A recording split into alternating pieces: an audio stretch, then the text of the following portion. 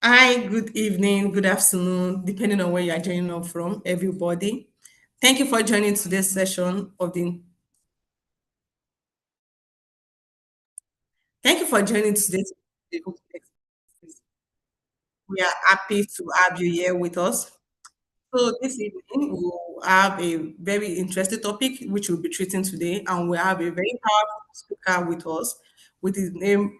Okay, I won't reveal his name. I'm sure you some of you are going to see his name from the for the publicity for the event. But then, before we get started, I would like you to know that we have two rooms. We have the interpretation room. So, if you would prefer to listen to this presentation or to this session in French, kindly join the French room. Go to your device under More.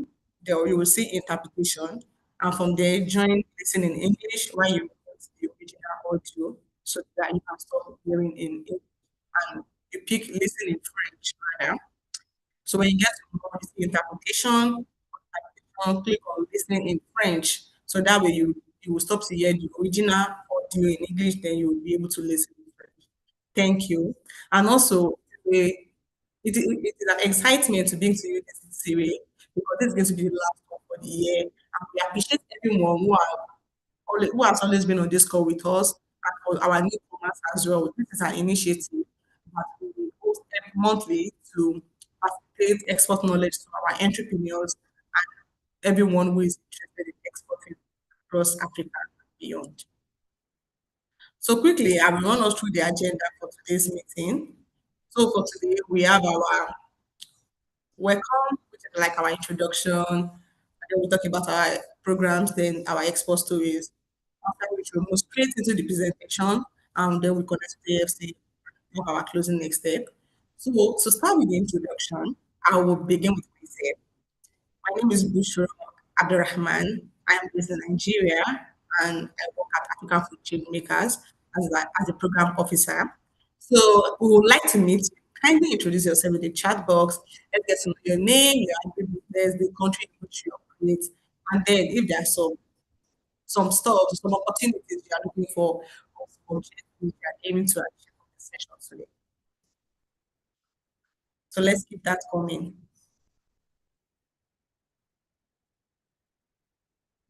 I can see some persons are already introducing themselves already. Thank you. Thank you for being with us here today. We appreciate that. So also we like to check your pulse. Like also know how do you feel today? Are you excited? Are you happy? Are you stressed? I just use some emojis to show a reaction, to show a pop up of how you feel. We are really interested to know how you feel and how you are doing.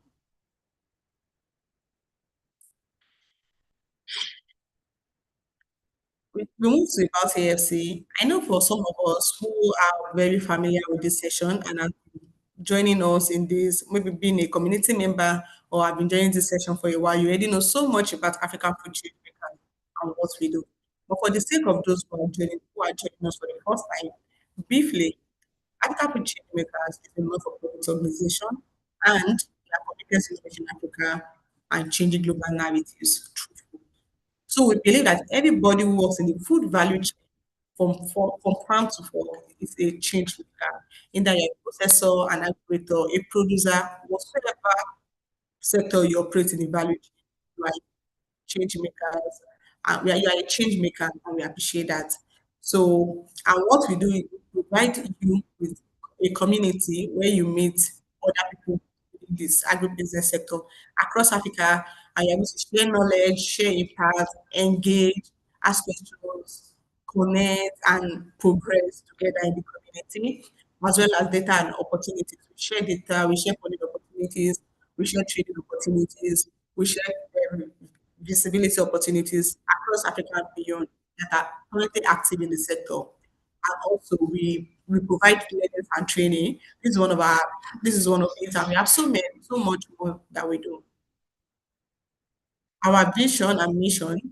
Our mission is to enable African entrepreneurs like yourself to start and scale resilient business, which are able to that's able to feed Africa and the world.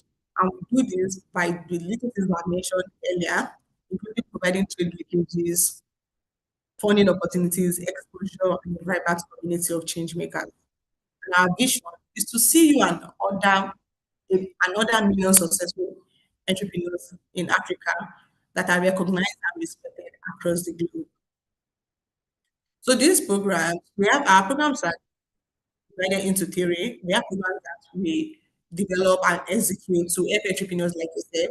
And all of these programs are free and they are in three sectors. We have one on climate change, which is the building resilience against climate and environmental shocks. It's training you, it's exposing you to what is climate change, how does it affect your business, what is its impact on your business, and what can you do to ensure that your business is not being affected by climate change.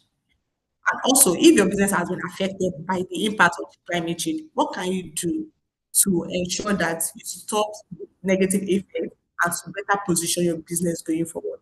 That is what the BRACE program is about. It's for you, it's for everyone in the business sector. So ensure that you watch out for on our social media platform and you join our community so that by the time we open the next application next year, you are readily available to join and you do not miss out on this opportunity because climate change is real and climate impact effects is very, very huge on businesses. So ensure you get it now.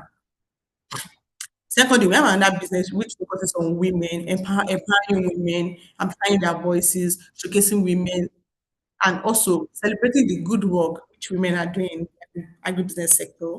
That is what we do in African Women in Food Fellowship. Aside from all of these things that I've mentioned that this program does, it will also train you on how to manage your business. As a woman, what are the things you need to put in place? How do you manage your business and family? How do you manage business expectations, community and societal expectations? How do you ensure that you are a voice to the community? How do you, how do people get to see you that you are an amazing woman in the food sector? This is what this program is about, and it's going to amplify your voice way beyond your current community and ensure that your voice is being educated. So we also do this once in a year, and the next application will be coming up next year because we've closed and we are done for the program this year. As you all know, this is November already. So just watch out for January when all other applications will be out. Lastly, we have the Scaling Export program, which is the canopy which has brought us to this gathering. This program is for everyone interested in exporting, either within Africa, Europe, outside of Africa to Europe, North America, Asia, or any other continent.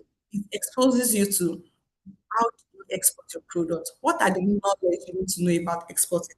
What are the challenges you are facing with your export endeavors? And how do you ensure that you are able to mitigate those challenges and enable you to position yourself well for exporting, making profit without any loss, getting customers, and just ensuring that you keep running your export initiative and your export endeavors.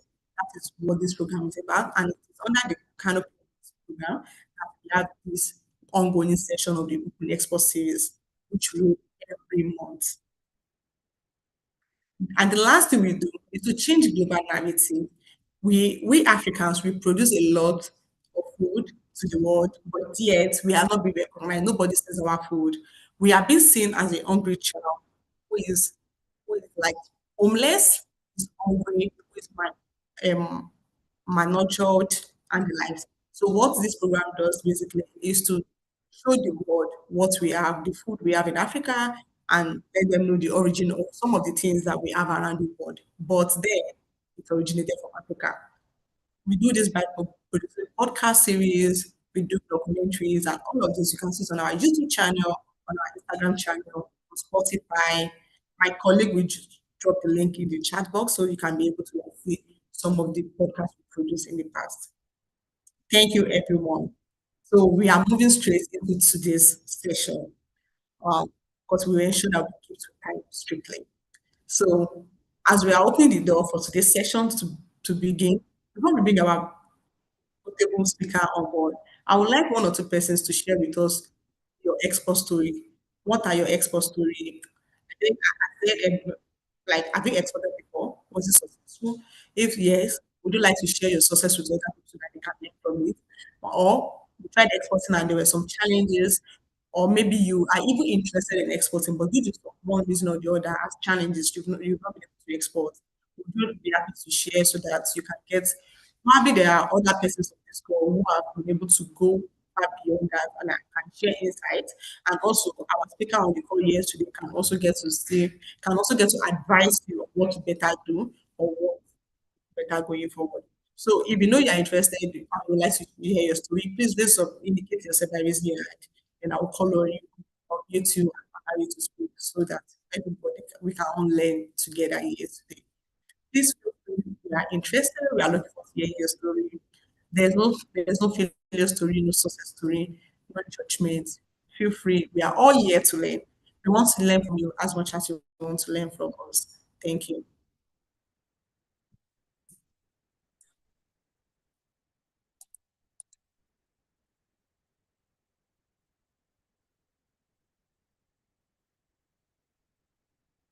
Okay.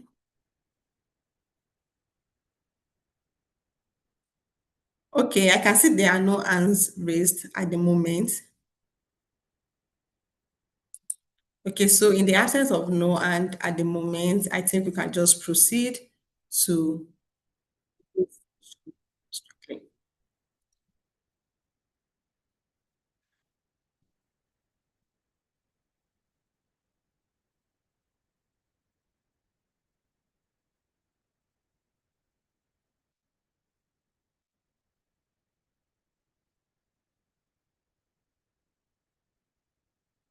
Okay. Okay, so thank you everyone. Today we are very fortunate to have with us today Dr. Bamidele Ayemibo. Dr. Bamidele Ayemibo, thank you for joining us. We appreciate you for coming here and being with us today. So Dr. Bamidele Ayemibo is a trade finance expert, lead consultant, and the CEO of TVT Impex Trade Academy.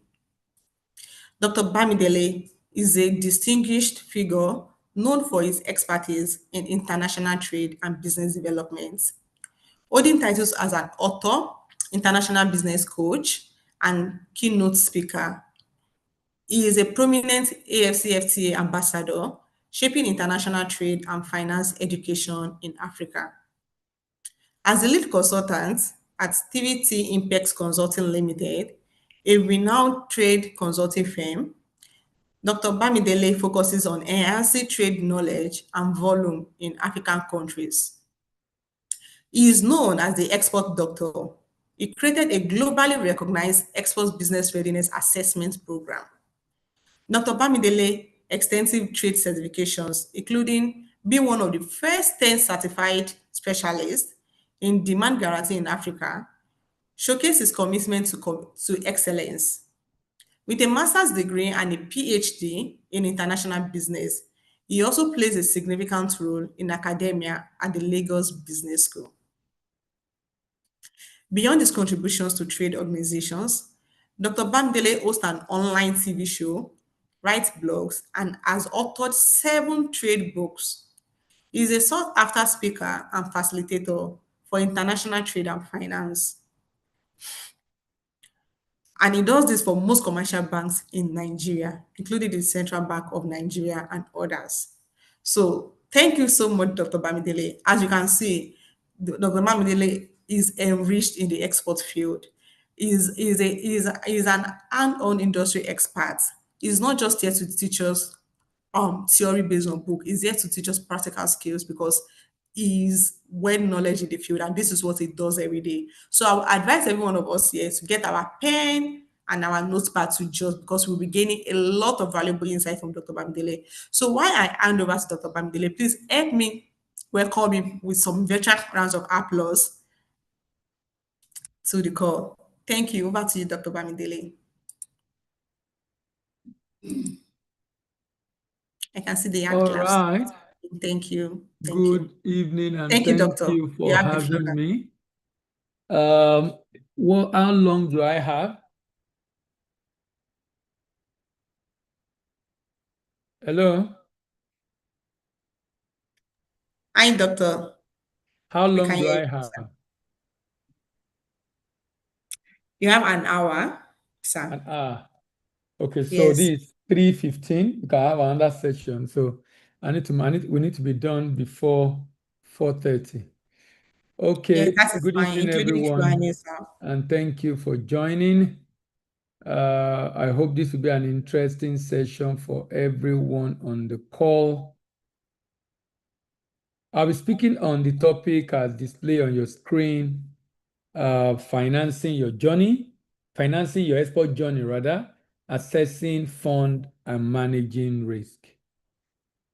Let me start with the step-by-step export process. I always use this to start most export program I have opportunity to speak, because the major challenge for many people in this space is the challenge of readiness. If we are able to fix the challenge of readiness, then it will become a lot easier to be able to solve the problem. Readiness in this case is readiness in every respect, readiness all round. If the readiness issue is fixed, a lot of other problems will be fixed. So that means the real issue is the challenge of lack of export readiness. And so when you see preparation there, that basically talk about readiness. And with preparation, you are able to learn what to do to promote. If you promote effectively, you will be able to get the purchase order. To get the purchase order, then you can easily, you can go to the next stage of procurement or production. And after procurement or production, depending on if you are a manufacturer or not, then we move on to packaging and labeling. And from packaging and labeling, pre-export documentation is done, and this varies from country to country. And then port clearance and inspection is done. And then post-export documentation is done. While the good is in transit, port to port shipment, presentation of document is made to the buyer or his bank. Then post-clearance inspection is done at destination. And lastly, payment. And that brings me to the concept of export readiness. Export readiness is a multifaceted concept that involves the ability of a company to successfully enter the export market, sustainably compete in the market, and significantly grow its market share to become established in the market. Successfully enter, sustainably compete, significantly grow. Successfully enter, not just enter, sustainably compete, not just compete, significantly grow. Successfully enter, sustainably compete, significantly grow. What are the evidence of lack of export readiness? Delay is an evidence of lack of export readiness. Discrepancy is an evidence of lack of export readiness. Demurrage is an evidence of lack of export readiness. Defective goods is an evidence of lack of export readiness. Death of knowledge, ignorance, is an evidence of lack of export readiness. Death, losses, and dropout, they are all evidence of lack of export readiness.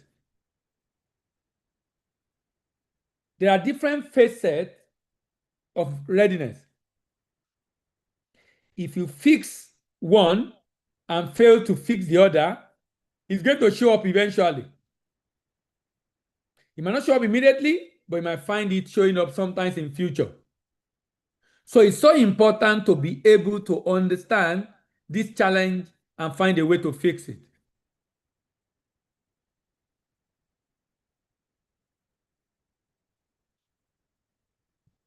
There are 15 criteria to evaluate the level of readiness. Number one, promoter need to be ready. Product need evaluation for readiness. Pricing evaluation for readiness. Staff predisposition evaluated for readiness. Purpose for going global need evaluation for readiness.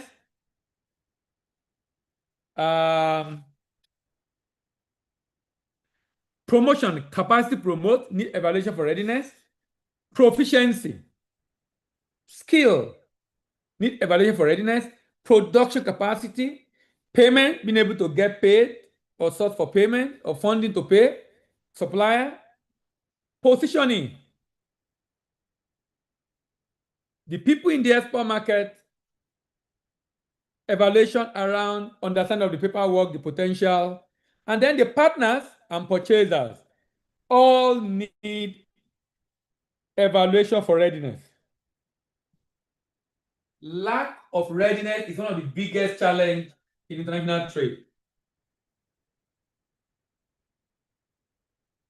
If you are not ready, a lot of things are going to show up that might hinder the success of the business eventually if the area of readiness is not identified and fixed. And you can easily do a free readiness assessment using this QR code. Can do a free readiness assessment using the free QR code. And when you finish the assessment, you are going to see a report that will categorize you as ready, almost ready, midway to ready, just starting, or preparing to start. Ready and almost ready can start working on export, but midway to ready, just starting and preparing to start should not. Because that means the gap is too wide to be starting. You increase the risk of losses or failure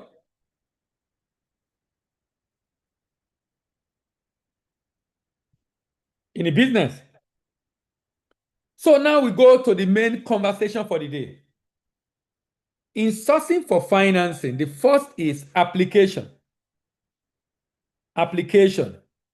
When you're applying to a bank for funding, and it's not necessarily a bank, it can be a financial institution, it can be a, a venture capital, it can be an angel investor, it can be friend and family, it can be an angel investor, it can be friend and family. If you're applying to anyone for funding on export, number one, purchase order. That means you can't be approaching someone for funding of export business when there are no buyers to buy. So that means the application must indicate the purchaser. Who are the buyer? It must indicate the purchaser. Who are the buyer? It's very important we know the buyer. Some banks will even reach out to the buyer to confirm if indeed they gave that contract. Some will do their due diligence of their buyer. Then the product. The application should indicate what are we exporting. What is the item of export? The product. What is the item of export?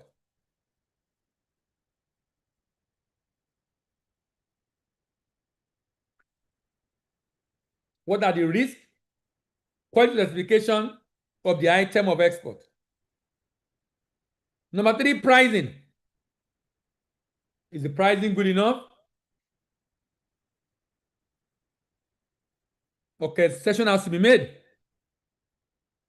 The bank needs to know the pricing of the item, the product, the packaging of the product, the pricing, and based on the quantity indicated, pricing let us know how much to raise. The period.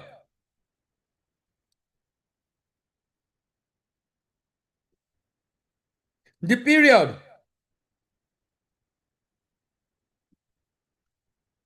What's the tenure of the facility you want the bank to fund? What's the tenure of the facility that you want the bank to fund?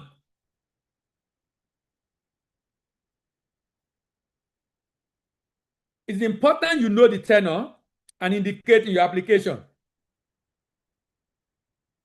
Then the partners. Who are you working with? If you are sick for any reason and you can't continue, if someone is available to do it, who are the partners? How competent are they? Then the purchasing power. Purchasing power.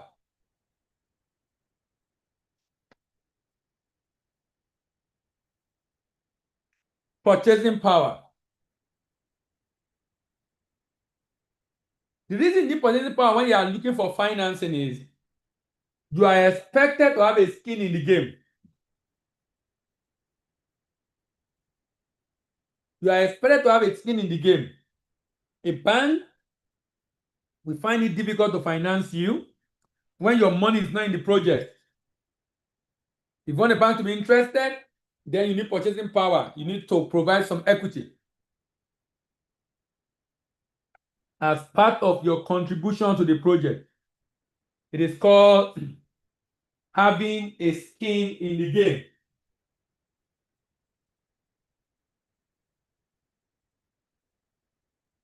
It is called having a skin in the game. Having a skin in the game is very important. Having a skin in the game is very important. Why do you need to have a skin in the game? It shows commitment. Because part of your money is the project. Can purchasing power be taken same as capacity? Some people call it cash flow. Some people call it capacity. So you are right. Some people can call it capacity. Some people call it cash flow. But sometimes you can take capacity as competence, skill. You know?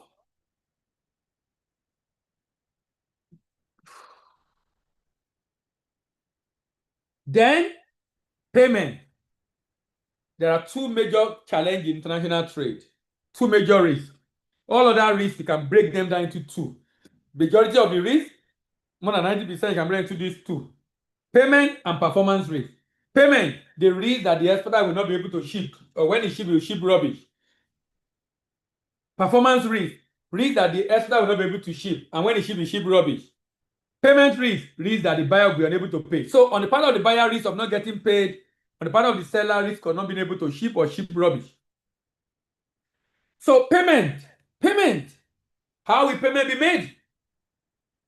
Are you using a secure payment method like letter of credit, like standby letter of credit, like demand guarantee? So when you are presenting your application to the bank, you must demonstrate to the bank from your application that you know what you are doing. That means there are not too much questions left unanswered because you have a purchase order. You've stated what you want them to finance. You confirm the pricing so they know the amount you require. You know the period so they know the tenure of the facility. You have a partner so they know there is no concentration risk in case you're not available to continue. You have purchase order, that means you're having a skin in the game, and then you have a secure payment method. Now, of course, all payment must go through the bank, but that's not just what I'm saying. I'm talking about even when it goes through the bank, it can be a letter of credit, it can be a bill for collection, it can be an advance payment, it can be an open account. When it's a letter of credit, that means the buyer's bank is giving you guarantee to pay. When it's a bill for collection, that means the buyer bank is not giving you guarantee to pay. When it's open account, that means you send document to the buyer and get paid later. When it's advance payment, you're asking them to pay before you ship. By the way, if you ask them to pay before you ship, someone else is waiting by the corner and willing to ship before you get paid. You see that method called open account, where you ship and later get paid, constitute more than 80% of global trade. You see that method called open account, where you ship and then they pay you later, constitute more than 80% of global trade, because global trade is pretty much done on trust. If you are not able to get a way of mitigating your risk when you do open account, you are going to restrict how much transaction you'll be able to take on. Documentation. International trade is largely a business of documentation.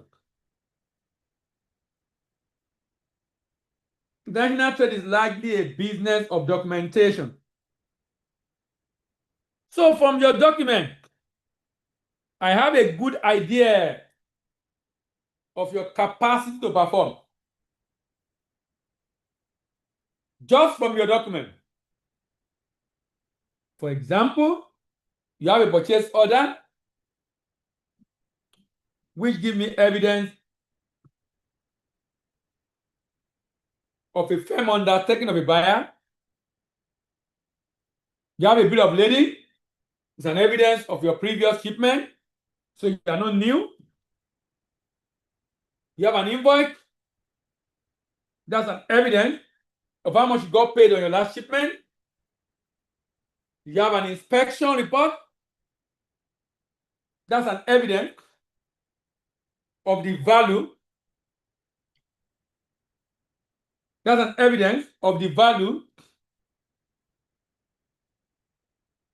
of the quality. Then account statement. Evidence that you have been receiving payment. Is open account not just not risky on the side of the exporter? Yes, it is. That's why you need a trade finance instrument like guarantee standby and letter of credit. You need a guaranteed payment instrument to secure the payment. So it's risky, but you can protect yourself with.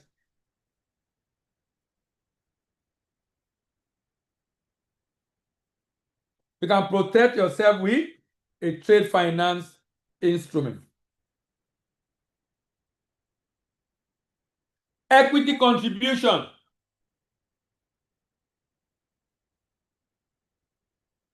Equity contribution. Look at it. Commitment. The fact that you are able to make part payment available, contribute towards the project. Commitment. Commitment. Commitment.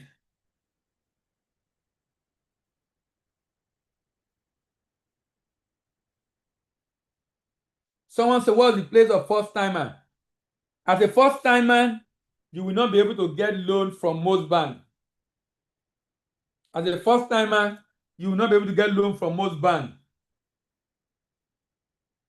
A bank collect depositors' fund. Your money and my money. It's what they are using to trade. If anything happens to that money, we will not take it lightly. So they want to protect your money. That's why they can't give it to someone that is new. Because for someone that is new, the risk of loss is very high. The risk of loss is very high. Because you don't have experience. I'm too fast. I thought I'm very slow. It's I'm picking my word one by one. No? If I'm fast. As a new company, I have my startup capital from my own equity and also have source. Fantastic. Getting your startup capital is important. As your volume grow or demand grow, you already have an evidence. You already have an evidence. You already have an evidence that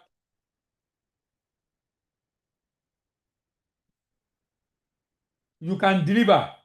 Now we can trust you. Please, the voice.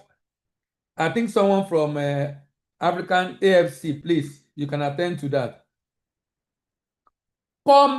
Competence. So equity contribution show your commitment, show your competence in the business. If you are making money in the business, then you are competent. That's why you have equity. Equity contribution show the capital you have. You must show that capital. Show the capital you have, the kind of capital you have. The kind of capital you have. The volume or the quantum of capital you have. Equity contribution demonstrate that.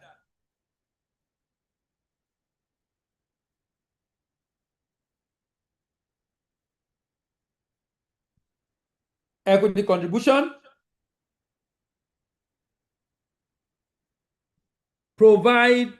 show companion. So for example, if you are able to raise the money, that means you have team working with you that make it possible for you to be able to raise the money. In fact, equity contribution boosts the confidence of the lender in your ability. Boost the confidence of the lender in your ability.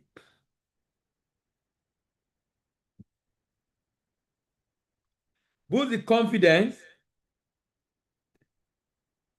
of the lender in your ability.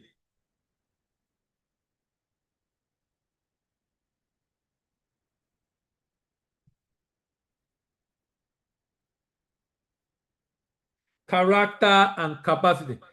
I have a buyer from EU, but my buyer wants me to cater to the operational expense before FOB. Please advise. Operational expense before. Your question is not clear.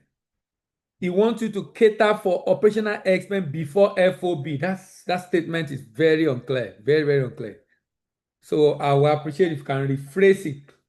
Operational expense before FOB. He wants you to cater for it. You are the one to cater for it. If you are doing an FOB, you have to cater for all the operational expense before the good is loaded on board. So I'm wondering, why don't you want to cater for it? Is there any reason for that? I have experience freight forwarding onboarded too. Okay, that question is not clear. So character and capacity. Character and capacity.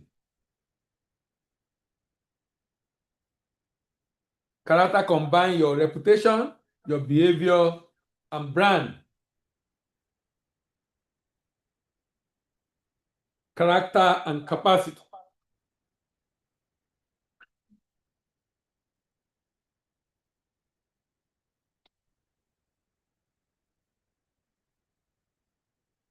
Character is so important. The bank wants to give money to someone that has character. Someone whose word is his bond. You know, there are some customers of banks who take loan from banks without intention of paying back.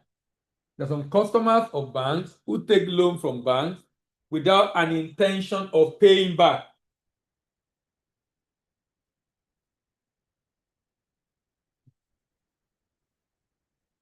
Without an intention of paying back. Because they have character issues. In fact, if you don't pay your bill on time, you got a bill from the government to pay a particular tax or maybe water for life,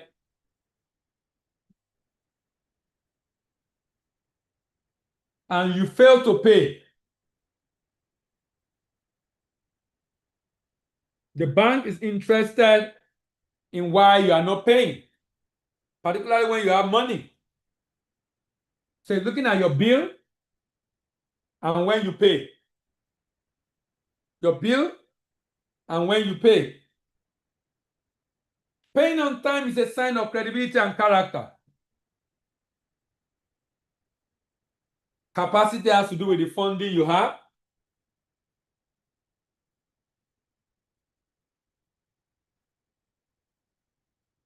History.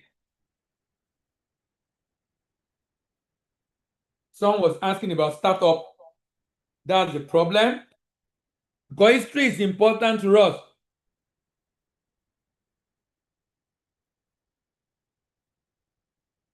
Because history is important to us.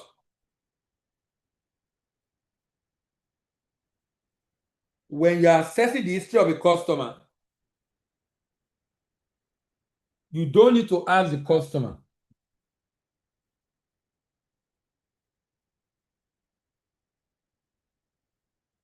You need to ask him for document that will show you, not what the customer is saying. And that's where the bank thinks. So your document is important. Your document provides evidence of your record keeping ability. If you have good record, then we can trust you. Then we can trust you because you have good record keeping ability. History demonstrates your right to get funding. It shows us your right to get funding. History demonstrates resilience. History demonstrates resilience. Resilience. Resilience.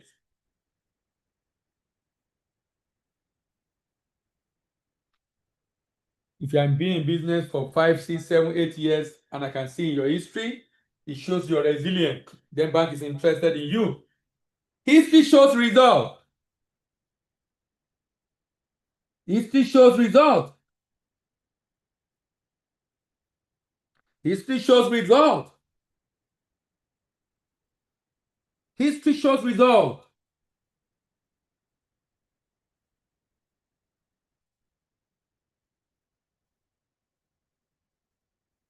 The fact that you have evidence from document showing your history also demonstrates the result you've had in the past. History shows the range of capacity. Can you do $1 million, $500,000, $100,000, $50,000? It gives us an idea of how much. And then the rhythm of your transaction, the rhythm, the uptime, the downtime, when you do large volume, when you do small volume, when you typically start and when you typically end. So history, in fact, the reason why banks don't give loan to startup is because of they don't have history. So everything is bleak. It's like you're going into a dark place and it can be very dangerous. And remember, the bank is using depositors fund. Because it's using depositors fund, guess what? They won't be interested. Why? That's why I recommend if you are starting export, start with your money. Start with your money. Start with your money. Use your own money to start. And then create history. Even if you start on a small scale, have evidence of your shipment.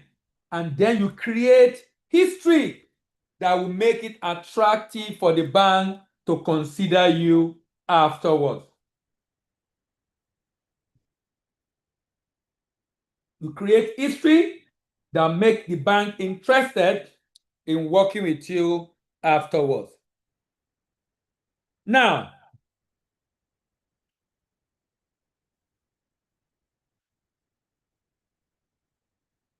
jurisdiction. Remember, it's international trade, right? Because it's international trade, jurisdiction is so important. By jurisdiction, I mean, where is the product going to? By jurisdiction, I mean, where is the product going to?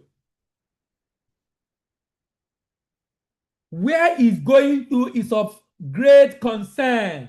Why? The reason where it's going to is of great concern is because of sovereign risk. And sovereign risk comes in form of political risk, exchange rate risk, economic risk, and transfer risk. They are all called country risk. Country risk from sovereign or transfer risk, political risk, exchange rate risk, economic risk. So for example, whenever you are thinking of exporting and you need a bank to fund, not just when you need a bank to fund, exporting anything, the destination in question The destination in question. The destination in question. That destination, how safe is it? The destination in question, how safe it is. Is it rather? How safe is the destination? How safe is the destination? Someone is writing in French that the translation is not working. Les traductions ne marchent pas, s'il vous plaît. The translation is not working. I hope AFC, please respond to that person. So, political risk, exchange rate risk, economic risk. So, you need to listen to CNN.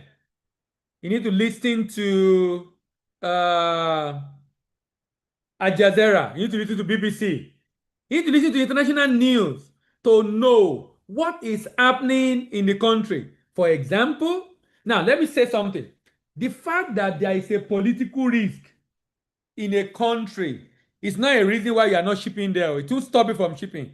The only thing is that if you are shipping to that location, you now have to find a way to mitigate the risk. For example, if I'm shipping to Ukraine right now, and a lot of people are shipping to Ukraine, people are shipping to Gaza, people are shipping to Venezuela, people are shipping to Sudan, despite the war going on there, political risk going on there, even when Nigeria and some other African countries have issue with their exchange rate and the exchange was volatile, people were still shipping there.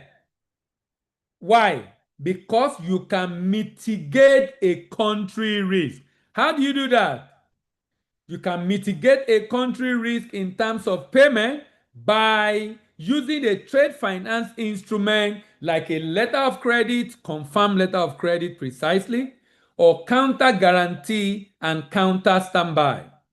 Counter standby letter of credit, counter guarantee, and confirmed letter of credit. These are trade finance instruments that can help you mitigate a country risk. These are trade finance instruments that can help you mitigate a country risk. Trade finance instrument to help you mitigate a country risk. Very important. Very, very important.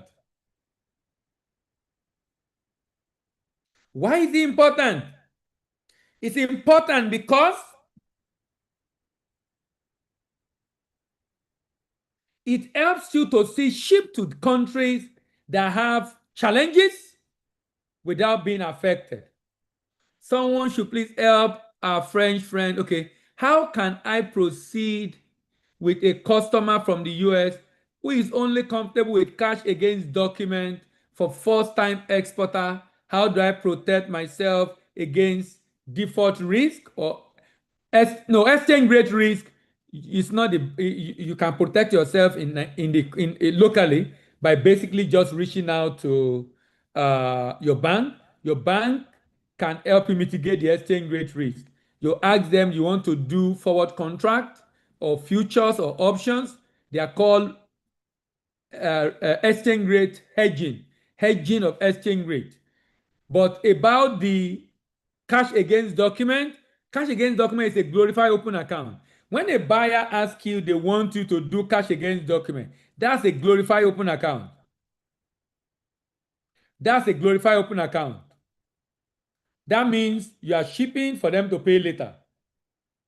The next question I would typically ask is, why don't you want to do letter of credit? Then they will say, because of cost. And I will ask them, what is the cost of letter of credit in your country?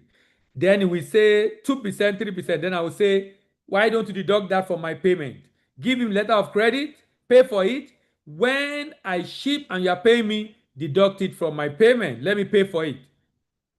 I hope that answered Jafia's question.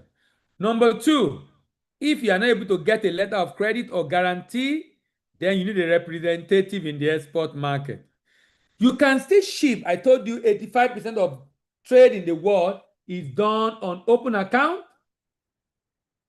Is done on open account. Is done on open account or cash against document. Or cash against document. So you cannot do without it. You have to find a way to live with it. Someone said, if one supply food ration to UN in a hostile region, how far could that start? No, no, you don't need to worry yourself. UN is the one paying. So since UN is in different parts of the world, so it's not the UN in that country that will likely be paying. It might be UN office in the US. So you don't need to worry at all. UN will pay you because UN is in different countries around the world. So because UN is not resident in that country only, and most likely the UN agency asking you to supply is not likely going to be in that country. I hope that answers your question, Adungna. Country risk, very important risk you must consider. Risk mitigation. I've mentioned this earlier. When you are exporting, it's so important for you to remember. When you are exporting, it's so important for you to remember payment risk, performance risk. As an exporter, you are facing payment risk. The question that was asked by Jafia just now, is exactly what I'm addressing now. Someone said, I never heard of technological risk such as online business. How can one avoid losing out through such transaction? When you say technological risk, what risk exactly are you referring to as technological risk? What risk are you referring to exactly as technological risk? And the reason I ask that question is the technological risk, what impact is it having? How is it a risk? How is technological risk a risk? How is technological risk a risk? How is it a risk? Exportation. For example, En ce qui concerne les risques de paiement, on peut parler de la représentation. For example, the reason it's a risk is this. If you are delivering your product on a technology platform because you are rendering services, my recommendation would be for you to do insurance. But if you can paint a picture for me on the nature of the risk, then I might be able to help. If you can paint a picture for me on the nature of the risk, I might be able to help. So, Zulu, please describe that technology risk. Give an example of how it happened and how it affects you. Then I can make recommendation. Payment risk. You are an exporter. If you want to mitigate your payment risk, it's either use a trade finance instrument like letter of credit, confirmed letter of credit, like demand guarantee, like counter guarantee or counter standby, because those instruments help you against country risk. And performance risk, if you have done it before, then you can do it again. The reason the bank is keen on performance risk is to be sure you know exactly what you are doing. Now, quality. If you notice, you see the book on that screen. It's a newly written book, and I will introduce it towards the end. And the reason for writing is because of what I'm about to talk about. When you are exporting any product, it is so important for you to understand some information about your product. There are some very, very important information about your product that you must know, such that if you don't know or have those information, quite frankly, it's going to be very hard and very, very difficult for you to be able to get funding. You must know your product. It is highly indispensable for you to know your product. It is highly indispensable for you to know your product. Knowing your product means you know everything that can go wrong about the product. So what are the things you need to know about your product? Number one, you need to know the purpose of the product. That lets you know whoever you are selling to, based on the knowledge of the purpose of the product. You also know the level of quality requirement. For example, if I'm selling shea butter to a cosmetics, the level of quality requirement is different if I'm selling the same shea butter to a food processing company. If I'm selling the same shea butter to a food processing company, the level of quality requirement differs.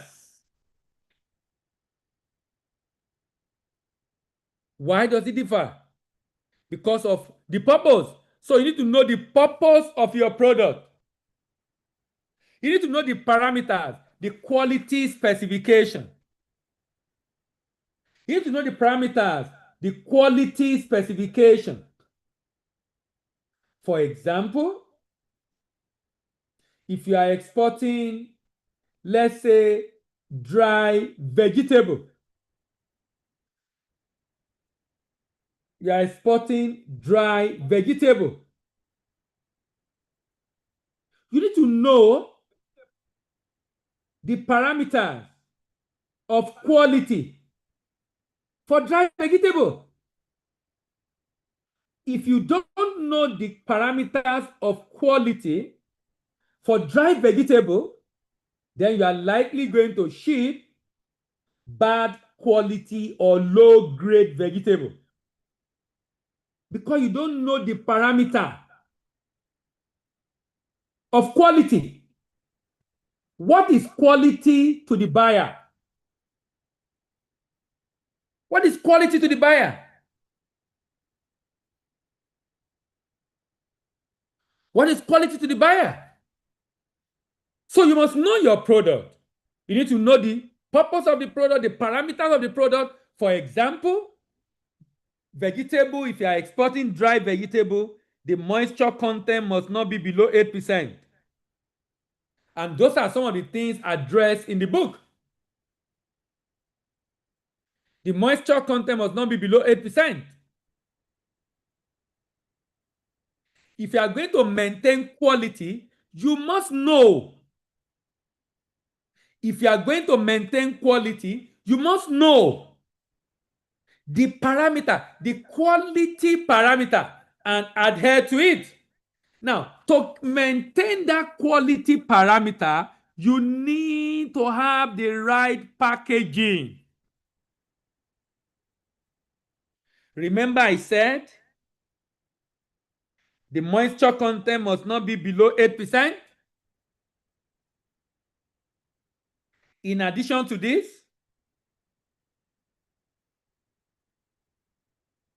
the nutritional value, like the vitamin and antioxidant, must remain intact.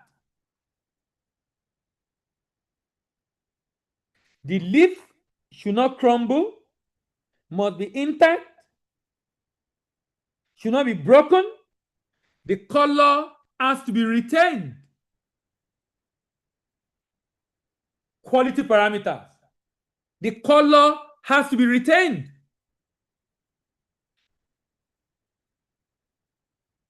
Purity and cleanliness.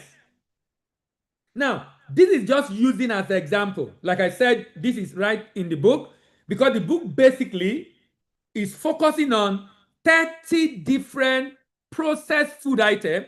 And I think the African change, you really need this.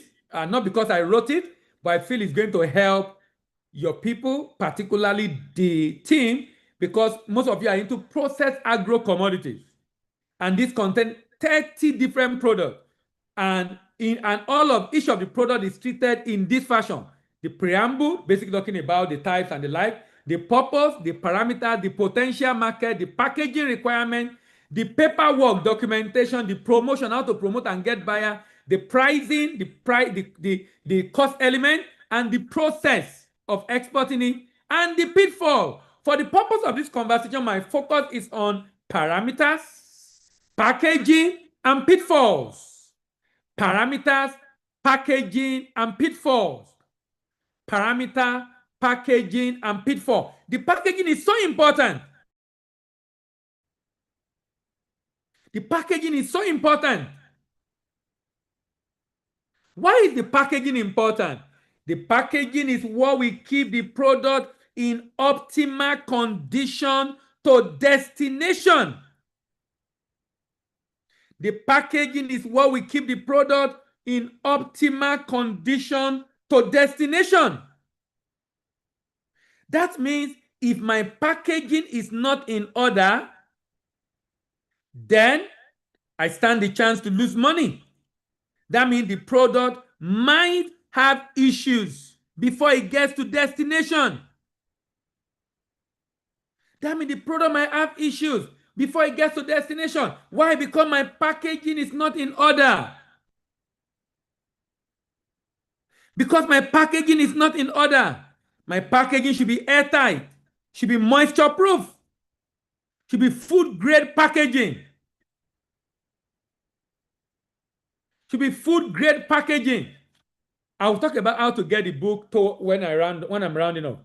So for every foodstuff being exported, we should take exactly, Jude, it has to go to a lab. You won't do it all the time. Immediately you set up your process. If you are going to be going through that same process, then you should be getting the same result. Before you begin to use that process, you take sample to the lab first. And the result of the lab will validate if the processes they are put in place is good enough. It will show if the processes you have put in place is good enough. And if the processes you have put in place is good enough, okay, I'm told I have 10 minutes left. If the process you have put in place is good enough, then you can go ahead. But if it is not good enough, then you can modify. Then you can modify. So quality is so important. Quality is so important. So you can look at this vegetable now. The moisture content, color retention, leaf integrity, nutritional value, purity and cleanliness, microbiological safety, aroma and flavor, packaging suitability. These are the quality parameters for dry vegetable. And if these quality parameters is going to be maintained till destination, if this quality parameter is maintained destination, then the packaging requirement is important. Look at the packaging requirement. Moisture-proof packaging, airtight sealing, food grade, strength and durability, light and UV protection, bulk and retail pack option, pest-proof and tamper-evident decision, protective secondary carton, vacuum sealing, labeling compliance. This is so important. So important. Before I close, let me look at the yardstick. Yardstick. Let me look at the yardstick. Yardstick for export finance readiness. What are the yardsticks for export finance readiness? What are the yardsticks for export finance readiness? Number one, the product. Number two, purchase orders. Number three, proposals. Number four, payment terms. Number five, partners. Number six, previous business. Number seven, purchasing power. When the bank is assessing you for readiness, the first thing the bank is asking for is, does he have a product? What product does it have? What's the quality of the product? What's the packaging of the product? What is the specification of the product? Can the product be sourced locally? The product. Then purchase order. Purchase order. Does he have a purchase order we are funding? Who is buying? What quantity are they buying? What's their price? Purchase order. Then the proposal. The proposal here is talking about what I mentioned when I started and when I talk about application. If you remember, when I started, I talked about application.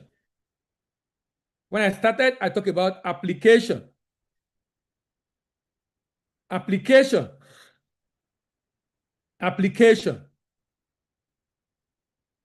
What should be in your application? Then the payment terms. The bank is interested in your payment term. Is it letter of credit?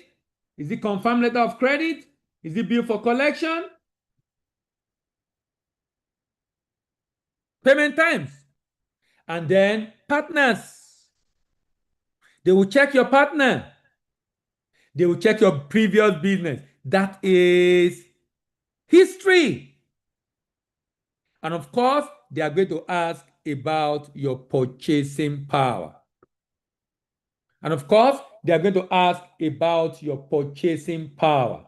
As a round-off, in summary, how do you manage export finance risk? Number one, buyer's insolvency or credit risk. Number two, buyer's acceptance risk. Number three, buyer's knowledge inadequacy. Number four, documentation risk. Number five, political risk.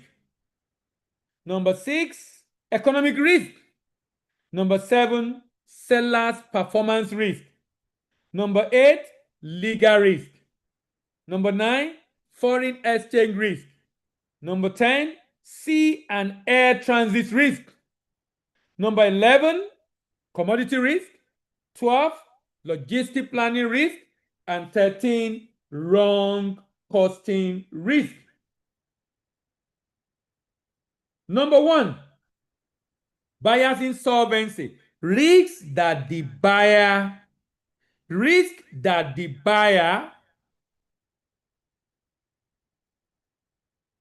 not be able to pay. How do we mitigate that? A letter of credit, a guarantee. Buyer's acceptance risk. Risk that the buyer will reject the goods. How do we fix that? Pre-shipment inspection. Knowledge inadequacy risk. How do we fix that? Training. The bank will look at your history or you go for training. Documentation risk. Exporter can verify and the bank will look at your history and verify the copies of your document to be sure you understand documentation. Economic and political risk. Another thing the bank will look at. How do you mitigate this? A confirmed letter of credit. That's another bank outside your country, and that bank outside your country is giving you additional undertaking. Seller's performance risk.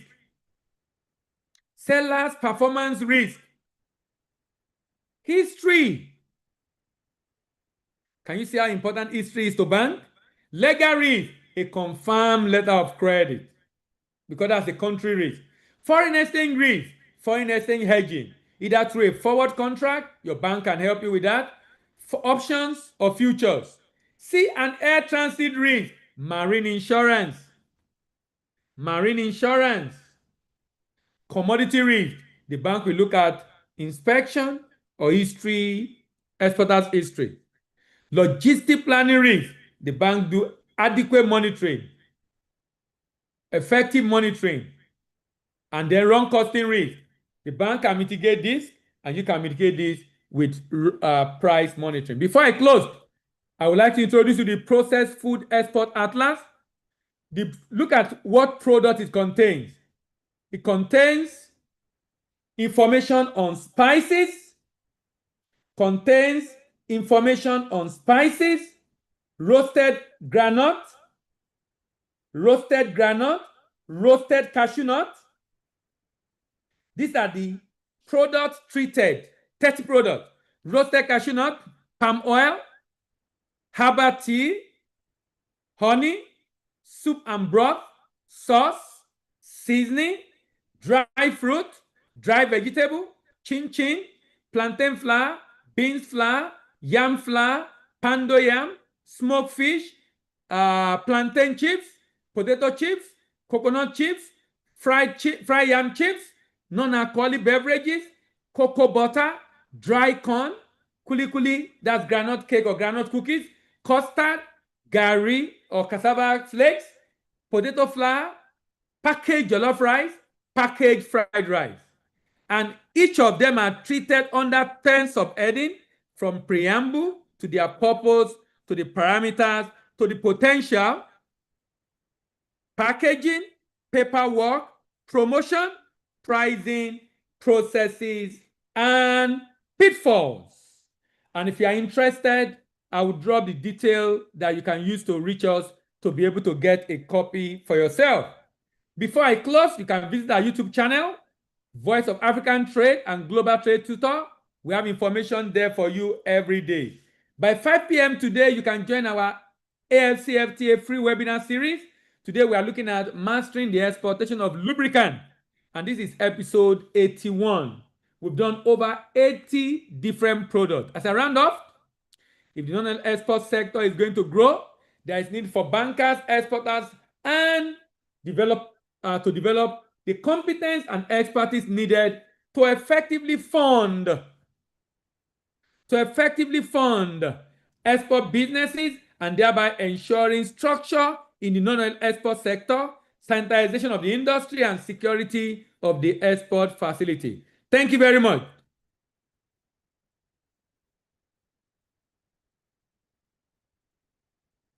Thank you so much, Doctor. Thank you so much. Please, I can see we are clapping. Can we do better? I'm sure we can do better because Doctor has shared with us valuable insights that we could have spent thousands of nairas to get. So please, let's appreciate Doctor. I can see the acquisition is massive.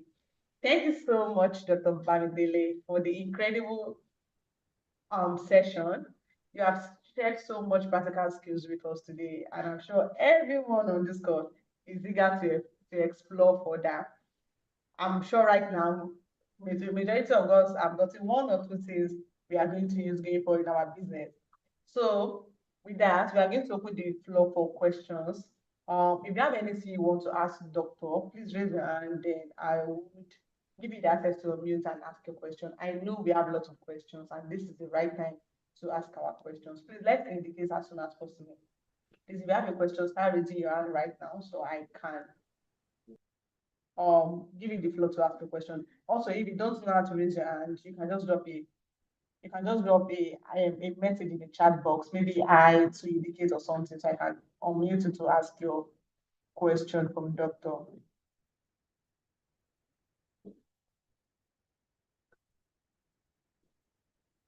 So there's a question in the chat box, Doctor. It's from Jude. He asks that for every foodstuff being exported, we should take it to lab to get all the parameters.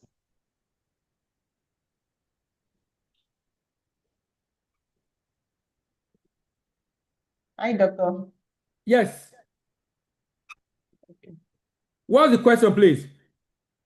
He says, so for every foodstuff being exported, we should take it to the lab to get all the Yes, I parameters. responded. I already responded to that. Yes, I was responding to some of the Okay. question while the session was on. No, not for every shipment. When you set up your factory or your processing location, before you begin to export, you're supposed to take it to lab. That validates whether the processing you have put in place is foolproof, is good enough, so that you want to be sure of the output. And if it's good enough, that's the basis for your certification in your country, and that then become easier for you to start exporting, because now you know the quality specification of your product. Okay, thank you, Dr. Jude. I'm sure you got the response to your question already. We have another one here. I don't know if it was part of the ones you took during the presentation, but it's from Faxing. He asked, he said, I'd never heard of technological risk, such as online businesses. Please How can one avoid losing? let the person talk. I asked him to explain further. So maybe this is an opportunity for Okay, the person to talk. Faxing, please raise your hand. Please indicate I can unmute you and you can ask your question. And I'm sure also Adugna, he was also going to like ask a question, as well as Jafia. Jafia also, please, can you indicate I can unmute you to ask your question? Also, Oluwafemi Omosuyi, he was one asking question around FOB earlier on. Yes, I've answered that also.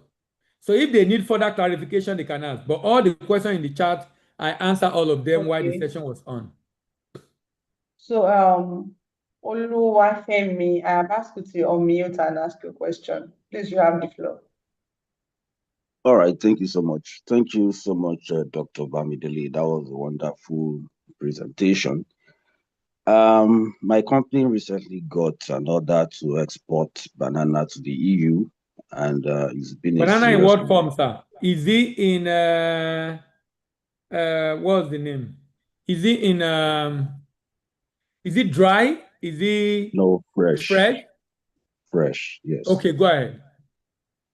So it's been a very serious conversation for the past few weeks or days or weeks now, and I've been reading a lot. That should be my first time, and we have access to smallholder farmers. I've been engaged the communities, we signed MOU, we signed agreements. In fact, we are empowering the smallholder farmers so that they can produce high quality. So we have all the models and the sustainability measures, traceability that to meet the EU standard. But looking at the payment structure, after the operational costs and down to the FOB, I was informed that I will be paid 10%. You'll be And paid 10%. I didn't understand. 10% of FOB.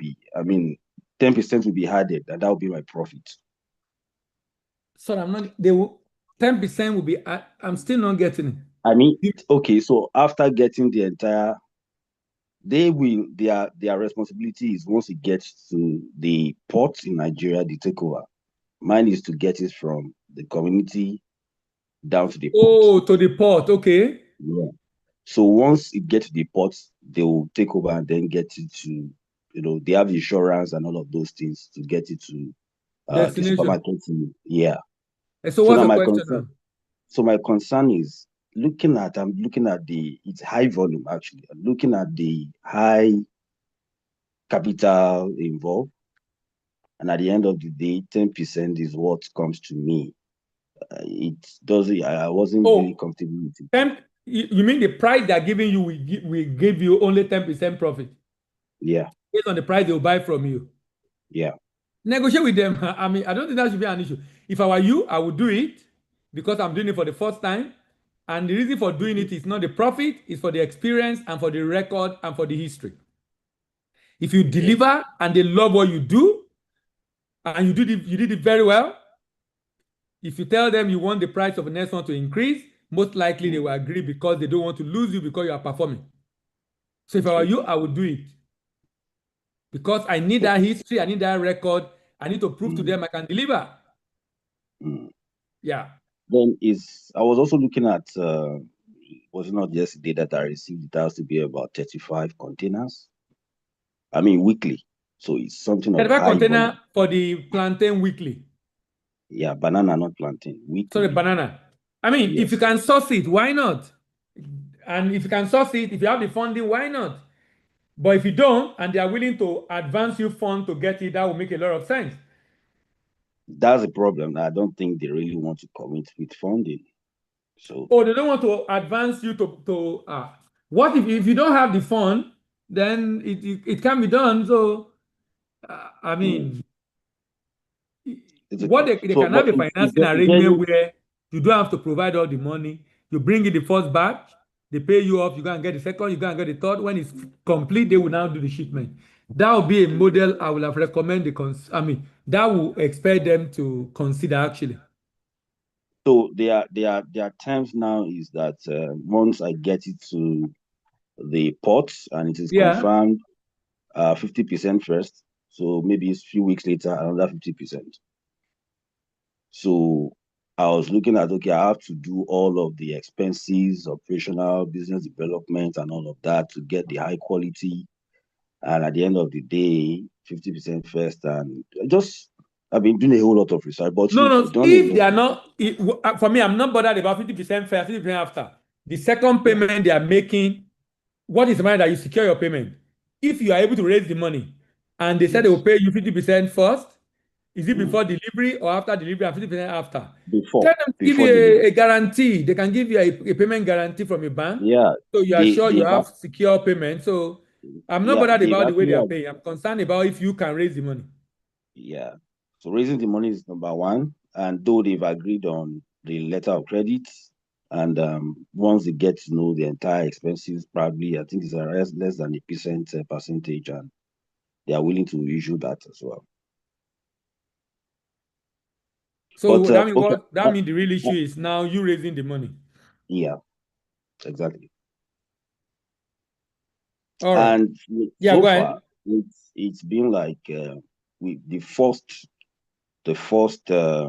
agreement we signed is for 2 years, and they are looking at the possibilities of extending it, but they don't want to come further. But based on our conversation, I could figure that they really want to see my performance, and I'm also willing to deliver. Getting the banana is not a problem. I have secured, and then ensuring the traceability and all of that, which is essential for European markets. So all of those things have been secured, but the funding is now the issue. So I don't know if there is a way we can have a private talk on this, and No, for we can. funding, for you to Yes. be able to get funding, you must demonstrate you've done this before. Anybody that are funding you, if you have not done it before, then my recommendation would be for you to scale it down to be able to do the few shipment based on your capacity. With Mm. that credibility and history, then you might be able to secure funding subsequently. But if you have not done it at all before, you need to scale it down and do a small shipment, a trial, call it a trial to them. They pay, you have record of that. You do it like 2 or 3 times, then you should be able to now get funding because you have demonstrated you can do it. But if you don't do that, then sincerely getting funding will be very tough, very, very tough. I agree with you. Thank you so much, Doctor. All right, Appreciate thank you. it. Someone said, how can upcoming exporter manage this long process and cost implication involved? Upcoming exporter, if it's cost, sincerely, you are in a group, I assume you can actually work together as a group to be able to ship. Because, like I said, unless the organization is assisting you to link you up with people that can fund or give grant, you definitely have to raise that money. The process is not a challenge. The reason for this seminar, another one you have had, is to be able to understand the process. So if you still don't understand the process, talk to the organizer. They can arrange a session for you on process so you can understand the process. You need a consultant to walk you through this. We are talking huge finance. Yes, very correct, John. Very, very correct. But you can use their LC to raise. You can't raise money with LC if you don't have history. LC just guarantee payment will be made, but you have not shown that you can deliver. So even if you have an LC, if you don't have evidence you can deliver, bank will still not be interested because LC just solves one of the problems, which is securing payment. But how about you getting the goods? How about getting the right quality? If you don't have any evidence to show that, a number of banks will not be interested. All right, any other question? Thank you so much, Doctor. Yes, we have two more hands raised, and I think we can just take these two before we round up.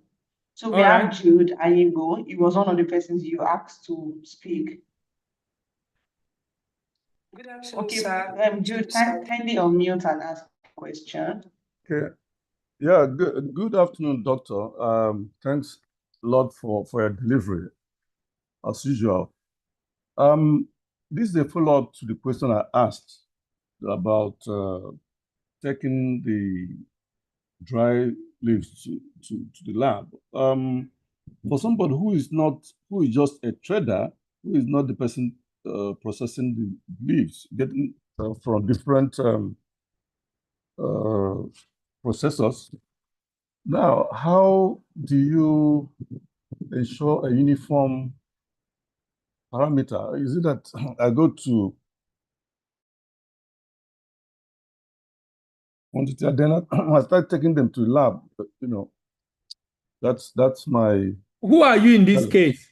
You say you are not a processor. I am a trader. You just trade in fresh vegetable? In dry. Oh, you trade in dry. Yes. And are you planning to export it? Yes, that's So is it that you buy it dry? I buy it dry from the yes. If you buy it dry, it will be challenging to export because it has to be one source drying it for you to be able to achieve the uniformity required. So if you're buying dry already, I wouldn't recommend you export that because there will be issues with the quality because you are getting it from different sources. As we are getting it from one source, then of course taking it to lab make a lot of sense because it's subject to the same thing. So you are sure if you get a result, you are likely going to maintain that result. But if you're getting from different location, you really cannot guarantee that the result will be the same. So either you get from one source or you maybe process yourself or something. But if you're getting from different sources, I wouldn't recommend you consider it for export because the chance of exporting low quality is very high. Thank you. All right. Thank you, Jude. So we have the last hand raised, Famous. Famous, could you please unmute and ask your question? Okay, thank you very much. Sorry, Famous. Unfortunately, we can't hear you. I think maybe your background is noisy or your network is not so strong. So sorry. Is it better now? No, it's not better, please.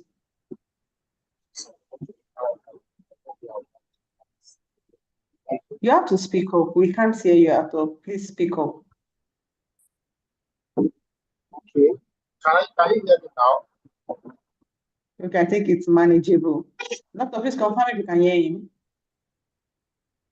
Can you hear me, doctor? Please go ahead. Yes, maybe you have to I just asked to ask. I can't hear him. Can anyone hear him?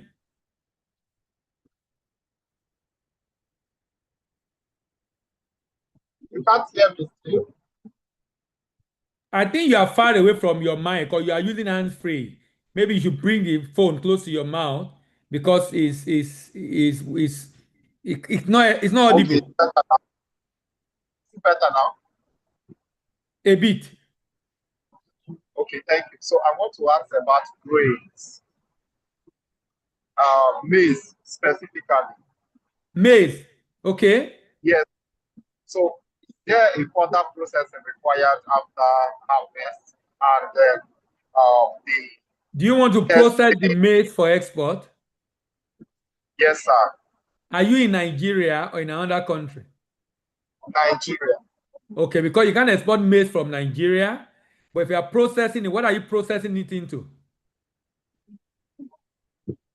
Okay, the grains itself, not No, you can't export maize grain from Nigeria. Okay. Yes, you can export it as corn flour, as pap, as corn meal, but you can't export it as corn, dry corn. No, it's prohibited. All right. Thank you very much. Thank you, Famous. Sorry, Doctor, that was supposed to be the last one, but I can see someone did a raise hand, but she used the tick mark and it has been on for a while. I mean, Memuna Garuba, please kindly unmute if you have a question. We have just a minute, please. Unmute if you have a question. If you don't unmute, I will assume that was a mistake. Okay. Memuna is not unmuting. So in the chat box, someone asked that what time is the session starting? I told her 5 p.m., but she will need the 5 link to p.m. the session. I've dropped Yeah, the so she will link need the again. link. It's starting by 5 p.m. and I've dropped the link again. Okay. Thank you. So thank you so very much, Dr. Bamidele. And on behalf of everyone here, I say a huge thank you for your time, for your insights and practical advice today. It's such an honor and a privilege that you always respond whenever we call you, even though we understand your busy schedule. Thank you so much for being passionate about sharing your knowledge to our community members and for always responding and honoring our invitation. I'm sure the guidance you're giving to us on the call today is going to make a real difference for the participants. So please, doctor, before you go, you would like to have a family picture with you, and also for those who want to reach out to you, in case they kind of connect, they want to connect with you, in case they contact them, we'll be able to say, Yeah, oh, there's a doctor was on the contact there call already recently. for those that are asking Yes, about the I've seen book. the contacts. Yeah, the contact is there already for those that are asking. If you chat that contact, also you can get the link. And if you want to order for the book, you can order for it from that contact. Okay, that is great. So please, let's not turn on our camera to have one quick shot with doctor. Doctor has to go.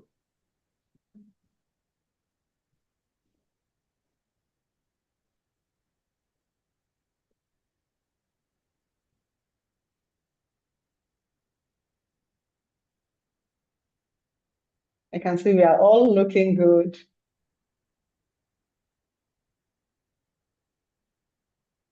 Please put on a smile, put on your widest smile.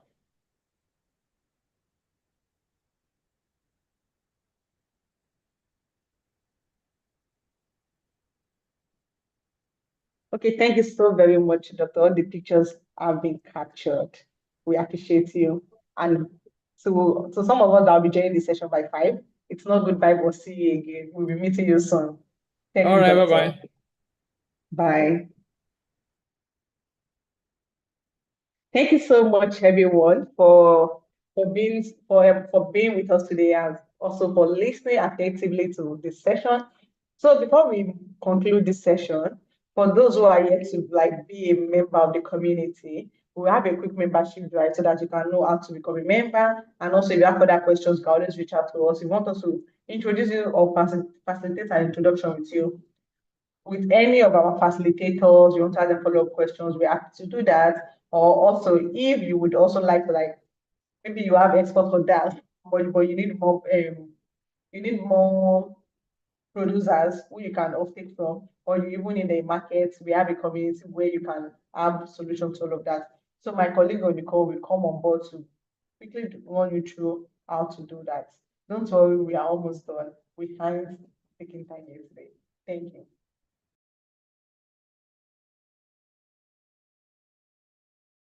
Hi, Sylvester, you have the floor. Please unmute.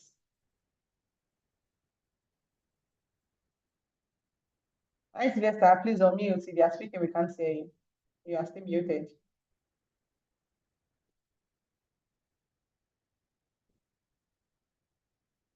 Hi, Sylvester.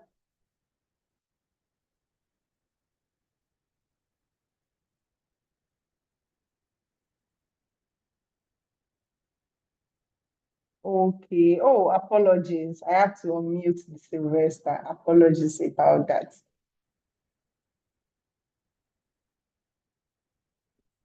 Okay, you should be able to unmute now.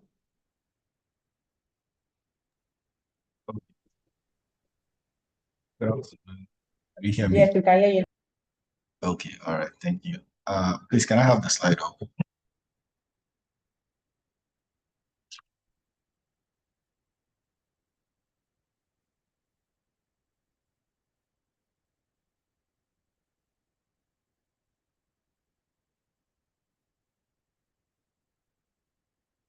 All right, thank you very much, and a very good morning, afternoon, and evening to everyone on this call. I hope we're able to learn a lot from the speaker's session. It was a wonderful session, and I hope we had our pens and jotters to take down a few things. So very quickly to add to what my colleague has said, before I go into that, my name is Sylvester. the membership officer at Africa Food Changemakers. And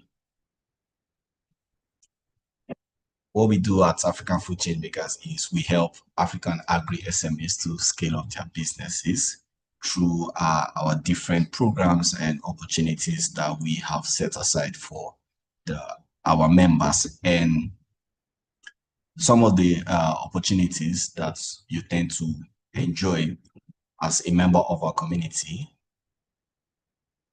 Sorry, Bushra, you covered. Okay, thank you. Yeah.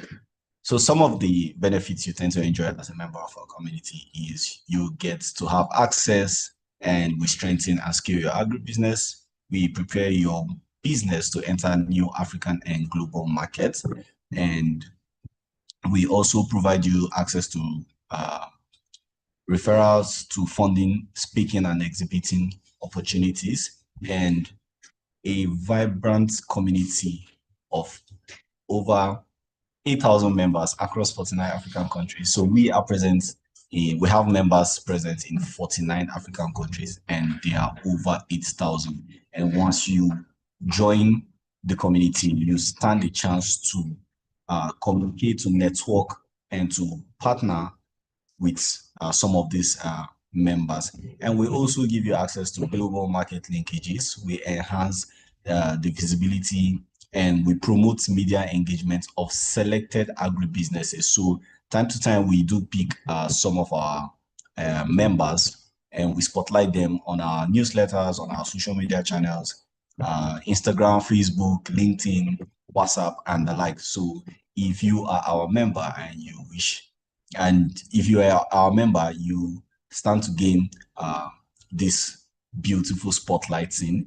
And we also give you access to exclusive networking events whenever there are events and functions, conferences, expos, and all that. You get to have first-hand information to these events. And we also give you access to the Hub resource. And what is the Hub resource? The Hub resource is a section of the Hub where we upload opportunities ranging from funding, capacity building, events, and trainings, where you can go log into your dashboard or the hub, afchub.org, and you click on the opportunities and you see many numbers of opportunities that are there for you to benefit and to enjoy. So having said all this, for you to become our member, you have to register. And what does it take to register? First off, you have to have either a smartphone or your laptop or a tablet, and you log into the AFC website, which is www.afchub.org. The link will be dropped in the chat box, so you can just easily go to the chat box and click on it. And you click on the join the community icon on the home page. It is there boldly on the home page in the middle. So once you click on the join the community, you get a drop down of questions, and you are to answer these questions correctly. And once you're done answering the questions, you click on the submit button. Please ensure to click on the submit button so your application can be submitted. And once you're done doing that, you are going to get an email saying that you have successfully registered to become a part of the Africa Food Changemakers community. But your verification takes 24 to 48 hours on our end to be verified. So once we've looked through your profile and you match the criteria that I'm going to be mentioning very soon, we are going to approve you, and then you stand a chance to access your dashboard and many other opportunities we have in store for you. So very quickly, to join the community, you have to have 3 criteria. First, you have to own or work for an agribusiness. And the agribusiness, secondly, must be in existence for at least 6 months.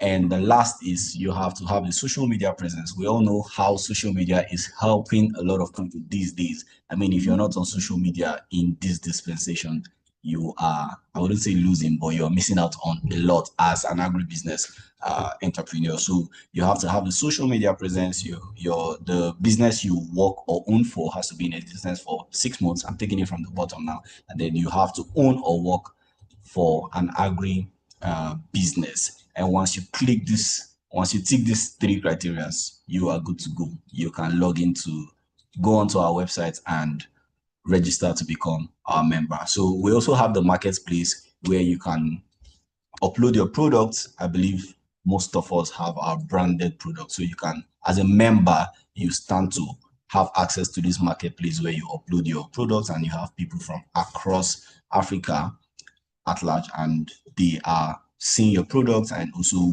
buying your goods or your services. So with that, having said all this, I would be looking forward to welcoming as many of you that would be able to join the community today or anytime you can be able to join. So thank you very much, and over to you, Bushra. Thank you so much, Sylvester. I would like to know how many persons on the call are already a member of our community. If you're a member of the community, could you just signify and say you are a change makers, or just wave your hand on the call, probably just drop an emoji so that we can get to know how many persons on the call are a member of our community already. Okay, so while that is going on, you can use the chat box for that. So before we go, we have a poll. Could you please just quickly fill the poll for like a minute? It's going to be a very brief one. Just a quick one. The poll should be on your screen now. It's multi-choice, just 5 questions. Just to tick, pam, pam, pam, pam, pam, pam, pam.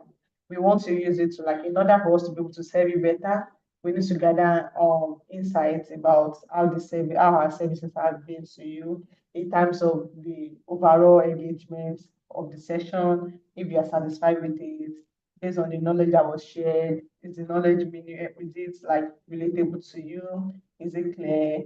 Is it engaging? And also to also rate the trainer, because if we don't give up feedback, we won't know how best to optimize our process. So we need your feedback so that when next we are bringing someone on the call, we be someone who can satisfy you and your wants. So please kindly engage with this. I can see some persons are engaging already. Thank you so much. Please and please and please, if you are here to engage, kindly unmute, kindly pick up your device and engage. This doesn't take up to a minute to fill. Please, I need 20 more persons to respond. Then we'll come to an end of the session. Okay, 19 more to go. I'm still waiting. I know some of us have dropped our devices and we are just listening. So please, I'm pleading, let's kindly go back to our device and ask and then engage with the poll on our screen.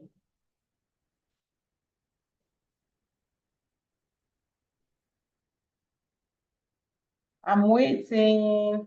We have 19 more persons to fill, and after that, we would call it a day. So while we are still waiting for other people to fill, this is an appreciation to everyone who has either been with us from the beginning of this program, which we started last year, October, or who joined us sometime this year, or even our first timers on this call. Thank you so much for always being here for us, because without you, there won't be this session. It is by your coming that is making this session to keep running. Thank you so much for always joining this session. This is going to be our last session for the year. However, it is not goodbye, because we are coming back stronger and bigger in January. So please watch out. Ensure you follow all our social media pages. You can see the pages on the screen, our social media handles. Join us on Twitter, Instagram, LinkedIn, Facebook, so that when we start this program back in January, you are one of the first persons to get notified. So please stay connected. And as we are going into the festive period, we wish you and your family a happy celebration. And we also look forward to seeing you again next year. Thank you so much for standing by us. Thank you so much for being our audience. We wish you a successful celebration and as well as success in your businesses. Thank you and goodbye, everyone. Enjoy the rest of your evening. Bye.